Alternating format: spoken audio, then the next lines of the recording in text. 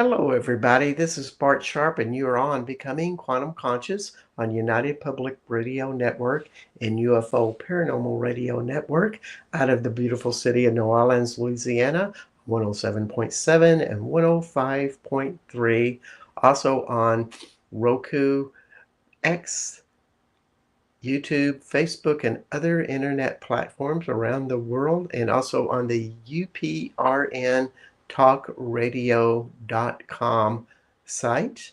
So you can hear us live, but you can also hear us in recordings. And wow, it's just beautiful to be here today. And we have Tina Kinney Clarke, and I'm going to bring her on right now. Hey, Tina. Hey Bart, how are you? All right, all right. It's good to see you again. Good to see Tina, you. Tina, Tina and I have had, God, we've been Facebook friends forever, but also watching each other's careers grow and develop. Tina is the author of Into the Tree Journey, Into the Spirit World, and another book, Holistic Mental Health. And so she is a journeyer. She's a healer. She's a Reiki healer, and also co-leads a Egyptian tours, which you have one in September 2025. And you know, maybe you already give me your what you consider your job description there of Uh, what it's like to do this. well, my title that I choose at the moment is Shamanic Reiki Master Teacher. So I combine shamanic healing with Reiki and, of course, other energy healing modalities that I've been trained in. And I've been doing this for 10 years, 11 years. Wow. Well, I think you have a natural gift. It's because we were in France together, and you led so much about perceiving, and also you and others in the group had this fascination with cleansing the churches instead of you go into the church and saying, well, what does this church have to offer to me?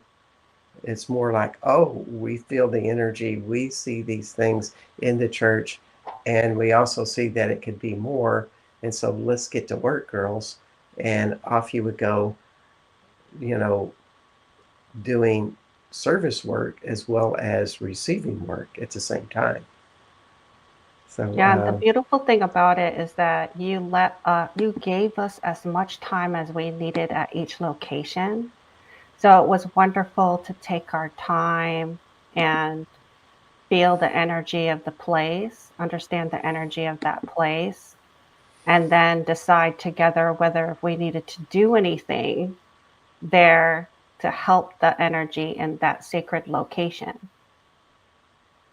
yeah, and I think that's part of the process. It's an intimacy that you have with sacred sites, that you go deeply into them. Uh, it's not just about, oh, well, what can I receive this? What type of expansion can I receive? That's part of it, but there's an exploration within worlds, other worlds. And for you in Egypt, we're talking about into the cosmos, into the star systems as Yes, well. it's galactic. Definitely a lot of galactic energy. And I think in France was really, I was working with sites locally where I lived in Virginia, but France is where I really started understanding what I could do in sacred sites and what the purpose of them were. And after the France trip, I also started visiting other sites around the world and doing the same kind of work. But I Yeah, always approach it very gingerly, especially if I'm new to the location. You always, and you do this too, Bart. You kind of enter it and become curious.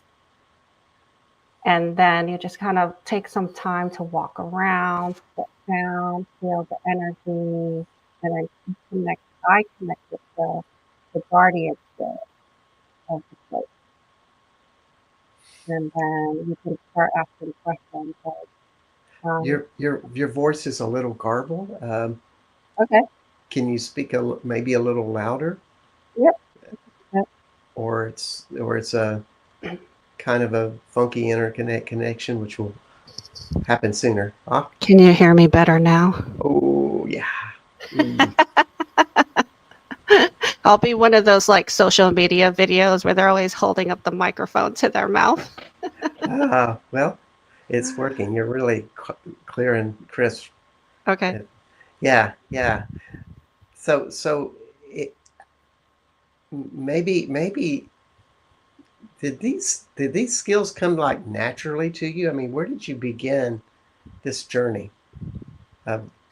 Because you are a highly intuitive person, shamanic work, Reiki, uh, but to make somebody to have that title of doing Reiki and being a Reiki master, you have to have something beyond that. I mean, in my opinion, it's that it's one tool that adds to other tools. Right. Well, in Reiki, you can send healing energy to the land. You can send healing energy to anything. And so when I got Reiki trained, I was practicing my skills on myself and others. And then I just broadened it to, what does Earth need? What does this location need? What does this tree need? So I don't know, it came naturally. And I know that I've had past lives as a land healer. Mm-hmm. So this is not my first rodeo. And I'm one of those people that I like to think and do take action on broad terms. So, if I need to send healing energy to the entire planet, I will. Yeah, it's being that big. And one thing that you haven't mentioned, but I suspect is part of your process, so I'll just get out there and say it, is that you have a very close connection or communication with your body. It's not a little voice that's talking outside of you, but it's embodiment. Am I getting that right? Yeah, I've been working with uh, energy for a while now, and I realize my body is very much like a pendulum, and that it will alert me to things that are happening, either as a reaction to someone or a place or something that I'm feeling. Yeah, it's beautiful. And it serves you, I'm sure, even more than just doing sacred sites and healing work. It's your second brain, so to speak. Yeah, and sometimes it's literally a pain. Well, the mind wants to get everything in a nice, neat package, make it efficient, you know, or be totally over intrigued with an ideal and concept, which we call obsession sometimes. And the body, it's more of an organic reality that is unpredictable. You Yeah, follow. I think we can suppress a lot of things. We can try to suppress our thoughts, emotions, but the body will tell you. Like you can't suppress, you could try to suppress your body, but the body will come through and tell you, pay attention to this, listen to, feel this. And then the intensity of that will increase as long as you are ignoring it. Yeah, yeah. And it's always these questions. Now, when you go to sacred sites, does it seem like the sites almost make a demand on your body to perceive more than you ever did before? Sometimes the sites heal me. So I noticed when I went on a tour of Mexico sites, I had a lower back pain, and I was at Teotihuacan, and I remember walking down the Avenue of the Dead, and my whole lower back was tingling. And I thought to myself, what is happening right now? But I was also excited. Mm, And then I walked from the Pyramid of the Moon to the Pyramid of the Sun, and then I climbed the Pyramid of the Sun, and then I descended, and my back pain was gone for the rest of the trip. wow. So Teotihuacan is one of those places where you could feel that many, many shamans are working on that place. Because Mm, when I walked in there, I said, there is absolutely nothing I need to do here. wow. So when you run into something like that, there's I guess the miraculous, I've been shown something phenomenal type of thing, and there might be lessons with that. There might be other things. Um, Anything like that come up for you? Oh, yeah. I mean, we can go to Egypt. So I visited Egypt in April for the first time. I had people ask me, why do you even want to go there? To me, that was a crazy question. I said, why wouldn't you want to go to Egypt? Why wouldn't you want to see these temples on the Nile that are so old? We can't even put a number on how old these places are. They try, but they're underestimating.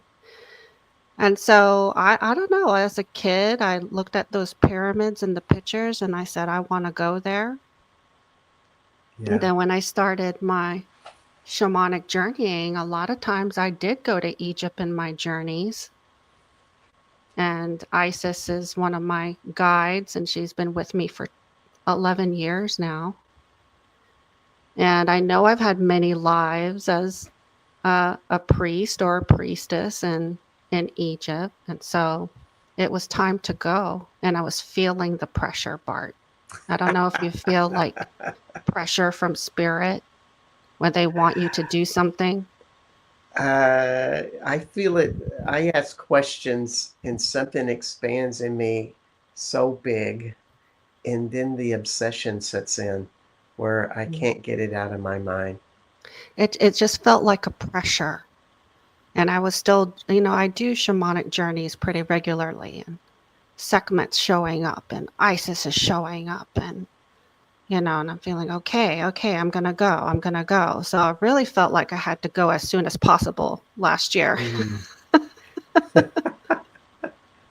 So I had to ask the question. It's almost like a chicken or egg question. Do you think that Isis and Sekhmet are coming to you, or is it something inside of you that is, you know, just coming alive and showing you the information, internal or external, as they say? Probably both at the same time. And these beings show up because you're ready for their guidance. And so Sekhmet is fairly recent for me, as with Isis, it's been with me for a long time. And so, yes, I get curious about why is Sekhmet showing up right now? What it is about Sekhmet that, she's taking an interest in me now. Now, I'm not all familiar with all the gods and goddesses, but Sekhmet is kind of the one that is very truthful but can be very destructive and almost has a rep of being satanic, but that's so far from the truth. Am I getting that one right? Yeah, the traditional stories of her as she became destructive and was going to punish, quote unquote, humanity for their sins. And then they got her drunk, Uh-oh. and then she passed out and wasn't able to destroy like she did. But who knows what the truth is? I know Sekhmet as a healer, and she is a lioness, and she's very strong. And yeah, there's a Hmm. wonderful Sekhmet statue at the Karnak temple that is amazing. And she's been sitting in this small cubicle room for thousands of years, in the dark mostly, because there's only like a square little light above her, hole above her. And Bart, I walked into that room and I was like swooning from the energy of it. And I know you understand this because in different sites in France, you can Yes. feel the energy, usually around the altar of these churches. And I just couldn't believe how powerful the energy was in that room.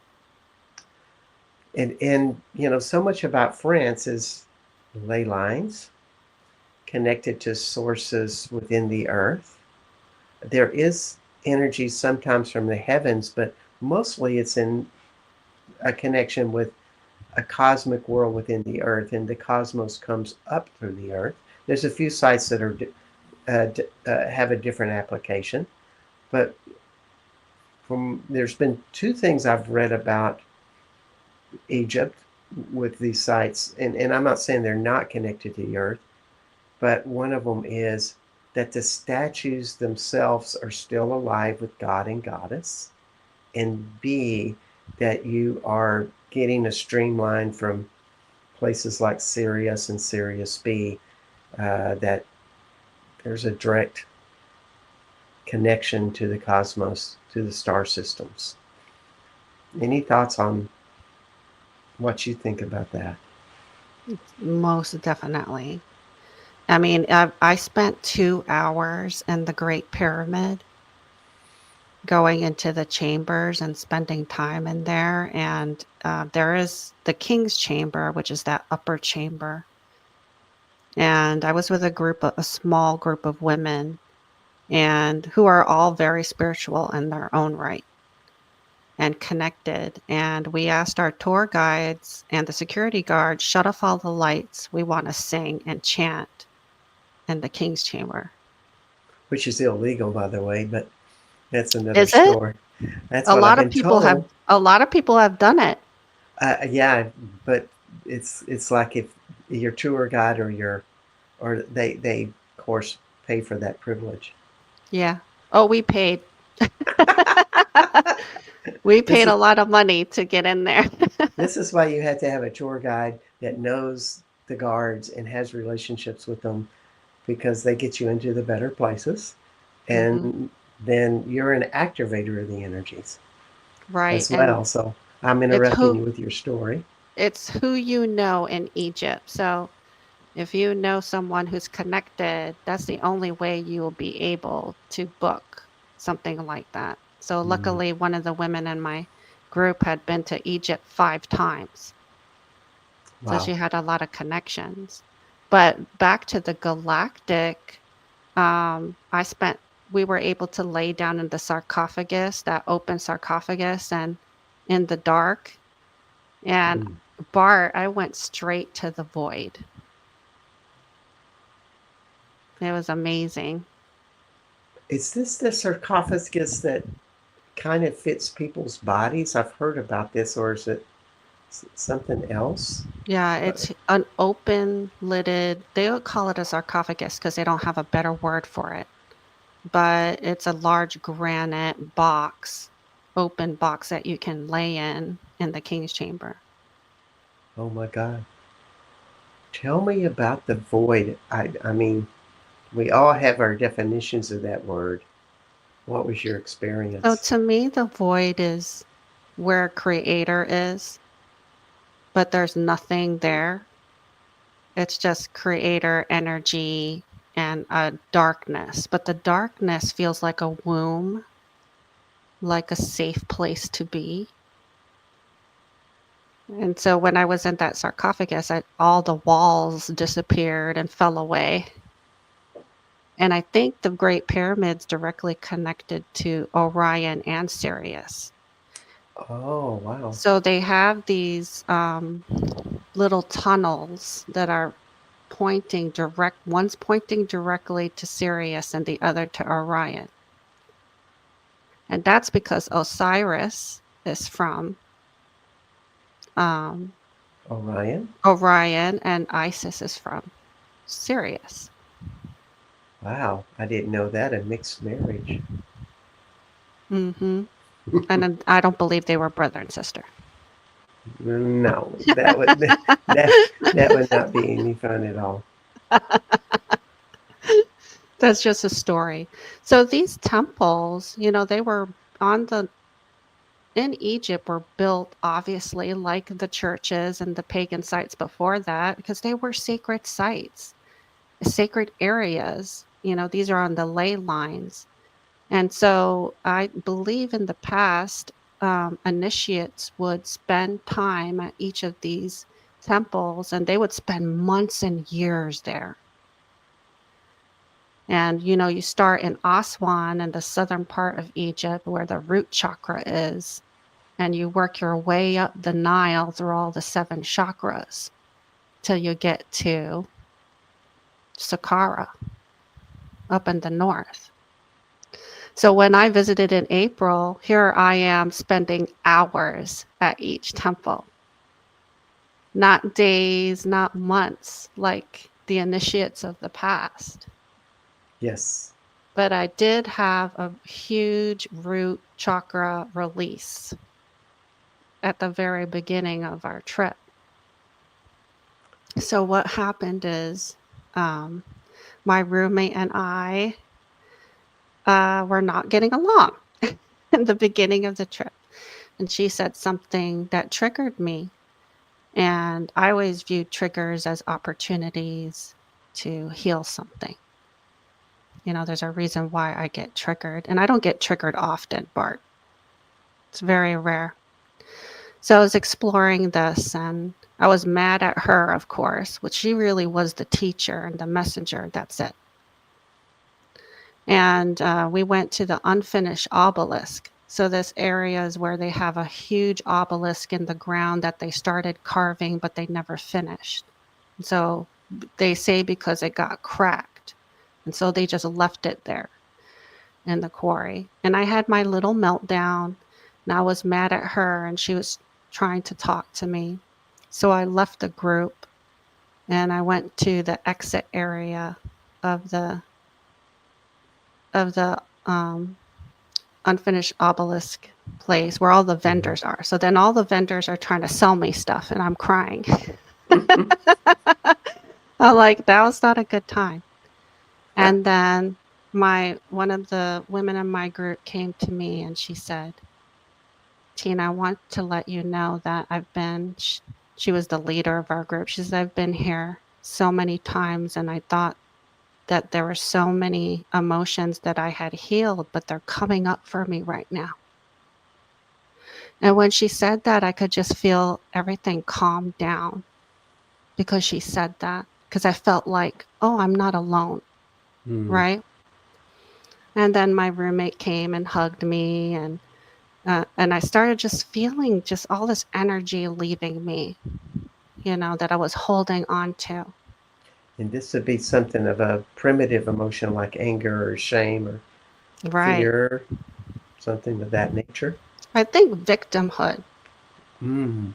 I think what I released was feeling like a victim.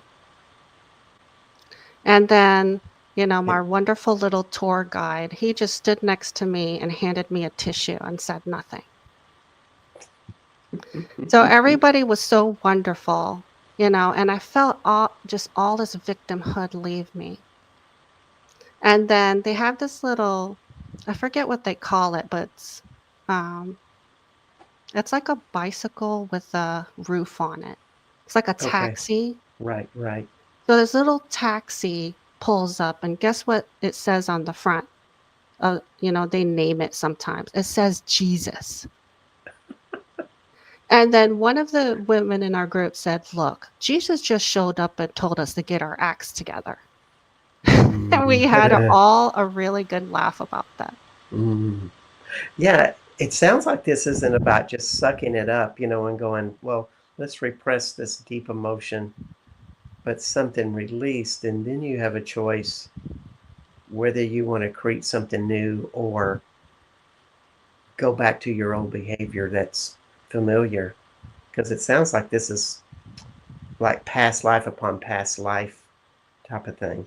It was huge, You know, a huge. And big, I will tell you, Bart, I'm not a crier and I couldn't stop crying. So after this, I felt like a different person. And when you feel renewed like a different person, you released something. yeah. Like I don't even know how it happened. It just happened. And then the group supported me in the most perfect ways. But that's kind of when you're at something that goes down into the first chakra and pulls you into it, and you're ready to release something unconsciously. This is all unconsciously happening. Something so repressed that is, you've done it for lifetimes, and you contorted yourself through lifetimes to work around the victim mode, be stronger than the victim, or be more of the victim, or various roles. But there's a wound that is so deep that sometimes to be in a grounded place like that goes right to the source of it. Yeah, and And it's something that I couldn't run away from or I couldn't quit. Like I couldn't say, "Hey, I'm done with this group and I'm leaving." We just started, you know. So I had to face it, but it was really beautiful and it was very quick. I mean, it was intense but very quick. And I think this is what the temples do for you. So I visited Abu Simbel and the Temple of Isis, who are all around the root chakra. And it stirred something in me and it stirred something in our group. And throughout the trip, everybody had their moment like I did. Like I was good for the rest of the trip, I think. But everybody had their different moments at different temples, and we just rallied around each other to support each other. that's the beauty about having leaders that are very open to seeing the deepest fears and limitations of themselves, because they're a clear channel, or they're a clearer channel, and it opens the can of worms for everybody, Mhm. because tour leaders and tour guides, or shamans, or priests, priestesses, whatever you want to call them, that's part of the process. If you want to find a leader, one of the questions you might want to ask is, how much interior work have they done to resolve their issues? They could be really talented in different areas of healing arts or various things, but sometimes they've not done that work. And to me, it's very essential. Even when you look at somebody like Yeshua or Magdalene, they probably did a lot of their own limit releasings. It's Oh, yeah. interesting you said release, and I wanted to clarify, is that a release or an activation? But clearly it's a release. It felt like a release. Now, I had another moment that felt like an activation. Mm. So, I was at the Isis temple for the third and last time. Believe it or not, we visited three times. And I connected with Isis and I said, "Do I really need to visit this temple a third time?" And she said, "Yes, because you have not spent time in the Hathor temple, which is a separate structure. You haven't gone in there." And I said, "Okay, when Isis tells you to do something, you do it." So we had 15 minutes left at this place. So I rushed over there and sat with my back against the column, alone, of course. No one was there. And I connected, and Hathor came forward and she said, "This is the beginning of your advanced training." And then I felt all this energy just come down through my crown and into my body. And I said, "Okay, let's do it." And then I got up and joined the group. So that to me was an activation. It was a It, message, get ready for the next chapter of your life. Yeah, that's the word I was thinking. It's like, word I would say is a new beginning. Hmm. Yes. So this is the beauty of visiting these places. You don't know, you can't know every lifetime you've had. You don't have the memories, but if you go there, you may remember. Mhm. You And it may not be important. It may be like the download you just received. right. Uh, it's it doesn't have a lot of details to it, and at the same time, you know it's very important. So this is a great place to heal, to activate yourself, to connect with your multidimensional self, to your galactic ancestors. Our galactic ancestors built these places. Let's go on to that one, but before you say anything, I want to tell everybody that you're listening to Tina Kinney Clarke at tinakenneyclarke.com, and it's a tricky name, Tina, and then Kinney, Kinney, Clarke, Clarke, Tina Kinney Clarke.com, author of Into the Tree Journey, Into the Spirit World, also is a co-leader of Egyptian tours, which you have one coming up in September 25. My name is Bart Sharp, and this is Becoming Quantum Conscious, and you are on United Public Radio and UFO Paranormal Radio Network at 107.7 and 105.3, 103.5, excuse me. We're on Roku, the UPRN Talk Radio website at .com, X, YouTube, Facebook, and other internet platforms. So let's go into the galactic. What does that feel like to start to see that your life is opened up to something so big as that? Well, we are galactic too, and Of course. we have galactic bloodlines and galactic connections. And these temples are just a gift to us, and we need to visit them. And they trigger healing and they activate us. And we remember who we are. We remember lives we had in these places, or where we feel very connected to the stone walls that we get to touch. The wonderful thing is, you can touch things in these temples. Hmm. You can touch the walls and you can touch Sekhmet statues, and they might grumble at you.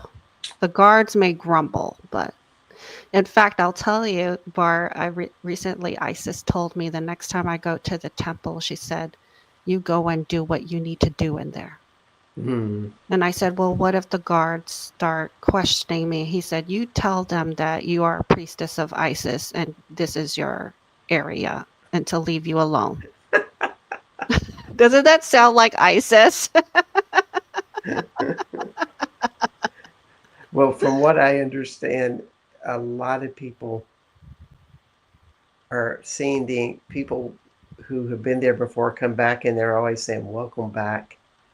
And there's a knowing that this is an Egyptian incarnate, so to speak. So I think there is this respect and reverence to all of what this is. And if you feel like you walk with that and you have that voice inside of you, I think it's understood by others who have an idea of what that's like.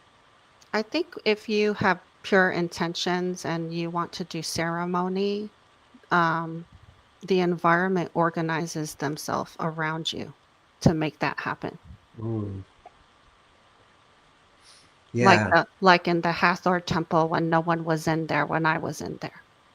And my impression with that, because I've been told by a friend uh, that Hathor is basically the entire universe. It's all the star system. So this would be kind of a parallel with the concept of Sophia. Yeah, Uh, Hathor is connected to Venus. of course. Yeah, so we're talking about the love priestesses of Venus. But also with Venus is they carry the multitudes of possibilities that infinite embodiment can offer you. In other words, they take all the applications of what infinite is and try to carry that for us common folks to learn how to apply. Uh, so it is a multiplicity of all of these uh, possibilities. We went to this amazing essential oil palace, is what it's called, but they make essential oils there. And the the owner is a gifted healer and intuitive. And and he looked at me and said, "You've been here to Egypt so many times." He's Mm-hmm. like, "I actually know you." And the beautiful thing about these essential oils, they're based on recipes that are carved into the walls of the Edfu temple. Wow. And when he told me that, I said, "Take my money." Seriously. And I have the oils. I bought the 7 chakras and frankincense, and they're amazing. And in the tour that I do in September, we're going to visit this place, and you can buy all the oils you want, and you cannot order these online. You have to go physically to this place and purchase them. That's beautiful. I'm so glad that everything isn't accessible through the internet. Right. One of the other things I love about the temples is they're so old. You could feel how ancient this place is. When I Yeah. went to the Abydos temple, they have an area behind it called the Assyrian, and it is buried in the ground. It's 50 feet below the ground. Now we weren't able to go in there because we needed, to make an appointment, and we didn't have that. But on the walls of one of the large blocks of is one of the oldest, if not the oldest, etching of the flower of life. Wow. And I looked down in there and I said, "Oh my God, I need to go down there and touch those walls." So in September, we will have private access to this area. Mm. This is where we were told that Jesus was initiated in this place. Wow. So Yeshua and Mary Magdalene, Mary Magdalene being a priestess of Isis and trained in Egypt, Mother Mary as well. This is a long lineage. I believe that. And when you talk about that, it it's almost like the image I get is that to touch the flower of life there, it opens up what I call the alpha to omega circle of possibilities. It's, in other words, it is a reality that the possibility of being a whole person can emerge in you, or that path.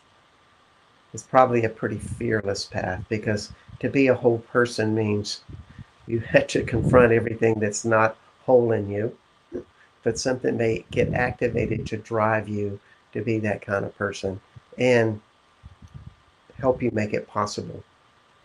Another amazing place is Saqqara. And Saqqara, they already say, is the oldest pyramid, which is right. But when you go in there, it doesn't look anything like the other temples of Egypt. Hmm. How so? It felt very Atlantean, if we can go back that far. And the walls, the stones that they use and the columns, the walls are almost buffed, shiny, Wow. with the sheen to it. And I was like, what? What is this? Now, what did they use here? And then And there's a this is the inside of the temple, this is correct? on the way to the Saqqara pyramid. Okay. So it's Yeah. outside is what you're talking about. Yes. And I just know, and I just know this is so old and ancient. And I just think it's a gift to visit these kind of places. Indeed. I mean, um, any any guesses that you would like to say is like how old is this place? I would say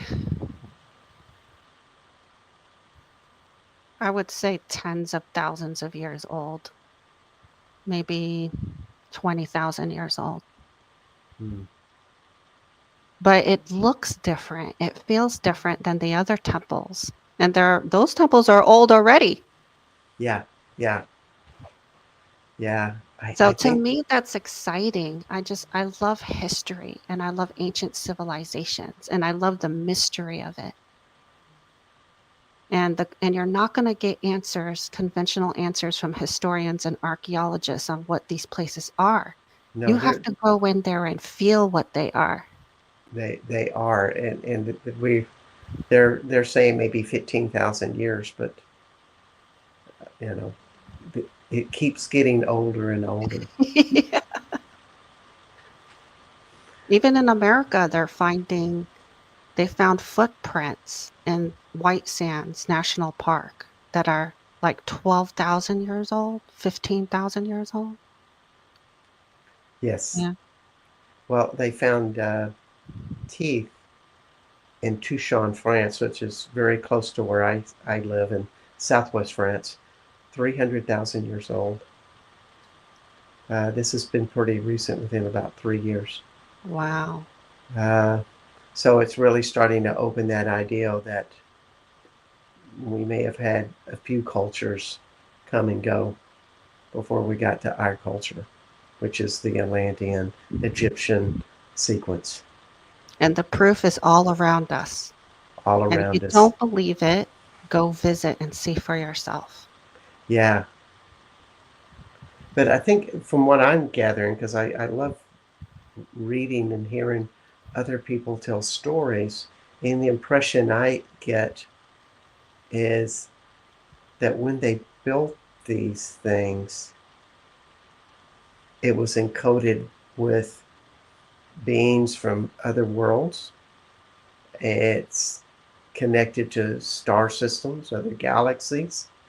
Um, the statues are still alive with that vibration, almost as if they have still an identity with being Sekhmet or being Isis, that is still alive and everything there.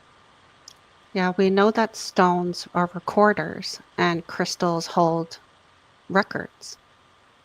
So in the Saqqara temple complex, there's a place called the Seraphim, and it's all underground, and it's these giant granite sarcophagus. I mean, huge. They say that because they when they were a bull worshiper, so they worship bulls. So they said these were for the bulls. They're not Wow. for the bulls. They were either healing chambers or maybe they took you back to Orion. Who knows what happens if you laid in them, but they're absolutely huge. Maybe they were made for the giants. Who knows? Yeah. But Yeah. along the walls of this tunnel, Bart, are all quartz crystals. If you shine your cell phone light on the walls, you can see all these tiny little crystals in the walls. Wow. All magnifying it. That's quite of an intense experience. So the way I would do the tour, um, we would do a lot how you do your tours, Bart, in France. We walk into these places, experience them, see what happens. and I'll give an opportunity for everybody to get together as a group every day to talk about what happened and how we felt about it and integrate those energies. Because when you're on a tour like this, a lot is happening. It is. And sometimes you need to kind of get it defined by other people's stories, because through their Right. stories, you understand yourself better. And sometimes we need somebody else's perspective to Yeah, help us through it. indeed. So, And you're also a kind of a conduit. You know, you are one of Isis's girls, so to speak, hmm and it makes a difference. yeah, I think I've spent many lives in these places. Yeah, yeah. So, and So, that's why I'm drawn there. And it's part of my spiritual journey now. My focus now is Egypt. so how are you different that you return to the States and Virginia, um, married, two kids, two teenage girls? You go back to the practical world. How are you different? Uh, I released a lot of victimhood consciousness, which was wonderful. Um, I just feel happy and complete that I at least went to visit one time, but I'm going again. And probably more than that. So, and I would love to bring people with me and experience it for yourself. Yeah, it's, and if you're out there and you think about some place and you yearn to be there, and yet you can find every reason not to, it might be a good idea to just say, I'm willing to let go of the obstacles, and I'm willing to see how forces greater than my mind can help me make this happen. And you Yeah, just have a you're vulnerability with it. right. And your soul is yearning for something. You should answer that yearning. Yeah, and sometimes you may not go to Egypt or France or something like that, and you may do so, but when you open that type of box, something will happen. Uh, and you know, staying at home, at least in your own mind's eye, and staying confined is, um, it's I don't think it's good medicine for a lot of people. Yeah, you don't really grow. You have to experience some discomfort. And Yes. I will be honest with you. Egypt is uncomfortable. It's hot. The culture is very different from the American culture, and it's a lot. Egypt's a lot, but I will tell you that all the Egyptians welcomed us with open arms, and I felt safe there. A lot of people have issues, oh, it's not safe. The government takes tourism extremely seriously in Egypt. It's their bread and butter. They have guards everywhere. You're Wow, safe. that's cool. It's so neat to see something that has a lot of guidelines, guards, regulations, and yet it's highly transformative. Uh, Sometimes when you have a lot of tourists at a place, it kind of dilutes the power of it. But But they that won't doesn't tell seem to be the question. That doesn't seem to be the situation here. they won't tell you much about these places though. There's not a lot of like signs you can read, and Mm. it's almost I wonder if it's on purpose because you have to just go that there and figure it out yourself. Or maybe you just have to experience it yourself. Right. Sometimes it's best to not know a lot about these things, but stay in tune with your heart, your body, and feel this experience and be vulnerable with it and open to that mystery, um, and let it happen. Which is what I learned in France with you. And if I was going, I'd be looking on the floor to see if I could find any type of rock that I could take home in the temples, because they would be charged with all of that energy, and you take them home and you meditate with them, and they always give you a reminder of the vibration. And that's what we really want to know is, how do you integrate that at so many levels in your life? So you have to keep remembering and revisiting, even if you're not there. Right. I still So, have my rocks from France. yeah, I do too. I meditate with, I have three of them that are my favorites. So we're coming to the end of the show, and I want to give call letters out and say goodbye to everybody. And while I'm doing that, I want you to think about what if, what is your last message to give everybody about consciousness? And so you were with Tina Kinney Clarke of TinaKinneyClarke.com. That'd be KinneyClarke. She is co-creator of Egyptian Tours that are having a tour in September 2025, and author of Into the Tree, Journeying into the Spirit World. And you can find more about her at TinaKinneyClarke.com. My name is Bart Sharp, and this is Becoming Quantum Conscious on United Public Radio Network and UFO Paranormal Radio Network on 107.7 and 103.5 out of New Orleans. Also on Roku, X, YouTube, Facebook, and the UPRN Talk Radio website. What do you have to close with us, Tina? How do we increase our consciousness? That's a good one. Consciousness is the awareness that you are a multidimensional being with many lifetimes and access to ancient wisdom. And once you realize this, you have no limitations, and the world and the galaxy and the universe will be your oyster. That sounds like a pretty big concept. And I think you need to think big if you're going to create hugeness in your life. But know that, like, you're a human on the planet with a soul, and that soul has needs and wants. And if you're yearning to go to a place, you need to answer your soul and say yes to that. Yeah.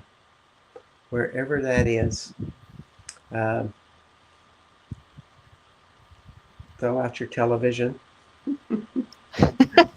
shut your computer down more often, and go out and see what the world has to offer to you. Exactly. Whether it's France or Egypt or whatever location calls you. Yeah, exactly. So thank you, everybody, for tuning in on Becoming Quantum Conscious, and we will see you next week with the Three Marys and Carolyn McGrath. Until then, best wishes for everybody, and thank you so much, Tina, for being on the show. Thank you, Bart. It was a pleasure. All right. Until then, we'll see y'all later. Bye-bye.